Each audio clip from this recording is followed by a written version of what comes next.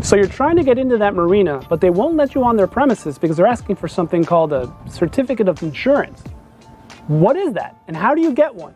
Let's get into it. A certificate of insurance is basically a piece of paper that just proves that you have a certain kind of insurance.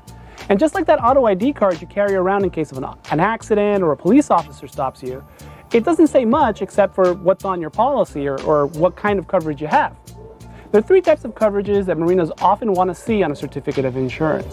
I'll go through them in order based on the most common request to the one that's least commonly requested. The first one is general liability insurance. So general liability insurance is the basis of any insurance program for a business. It's that policy that defends you if you were to be sued because of your business operations causing bodily injury or property damage to other people.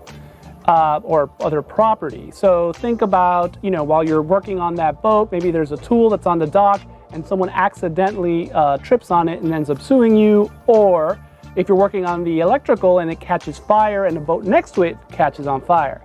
Now notice that the boat that the boat you're working on is not covered by the general liability, but the property damage to the other boat is covered by the general liability, and that's the reason why all marinas ask for this extremely important coverage before they let you on the premises.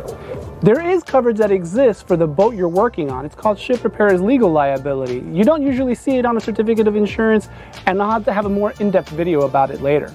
The second coverage that's commonly requested is workers' compensation insurance. Now, depending on the size of your business, this is probably the hardest one to get in the state of Florida. And the reason why is because almost no insurance companies want to provide the coverage for small businesses that are doing repairs on the water. The second coverage that's commonly requested is workers' compensation. Workers' compensation is for the bodily injury that occurs to your employees while they're on the job.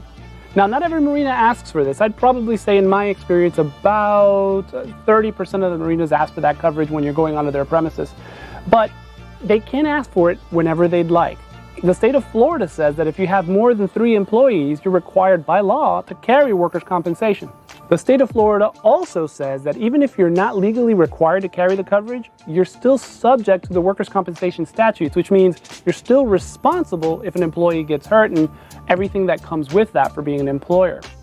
That's the reason why the marinas often ask for the coverage. Now, in reality, it is very difficult for the smaller sole proprietor or 1 or 2 man business to be able to get the workers' compensation coverage because there just aren't many carriers who want to provide coverage to people doing work on the water. If all of your work is on dry land, say maybe you're a detailer who only works on dry land, or the repair is happening at a shop, workers' comp is a lot easier to do. And when you're making that delivery, we would be able to provide that certificate of insurance if the marina requested it. The third coverage they often request, and the least often requested, but it's an important coverage you should have nonetheless, is the business automobile liability. So you're driving a car probably to the marina, though you're not driving it through the marina, in order to get to the job site.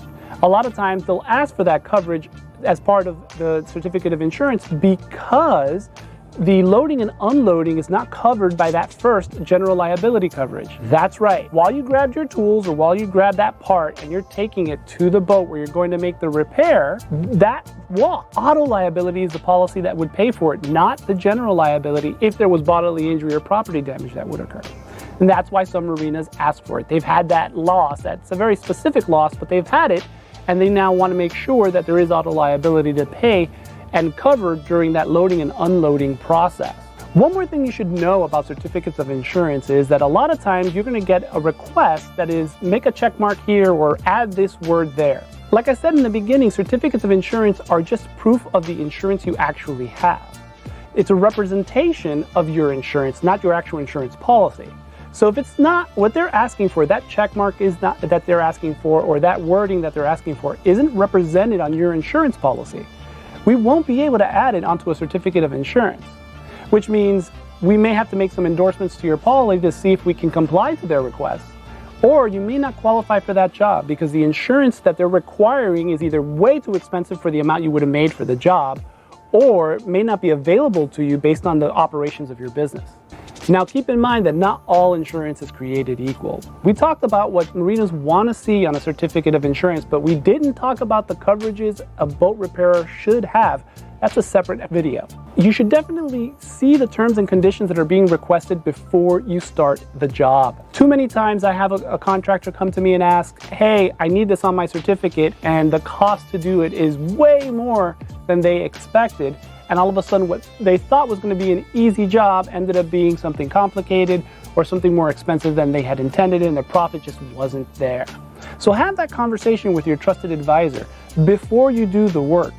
If you don't have one, or you want a second opinion, look us up at www.dopazoinsurance.com. There you can chat with us, give us a call, send us a text. You can fill out one of our online forms. We would be glad to help you with any insurance questions you may have, and we will do anything we can to help you understand your insurance better. Thank you.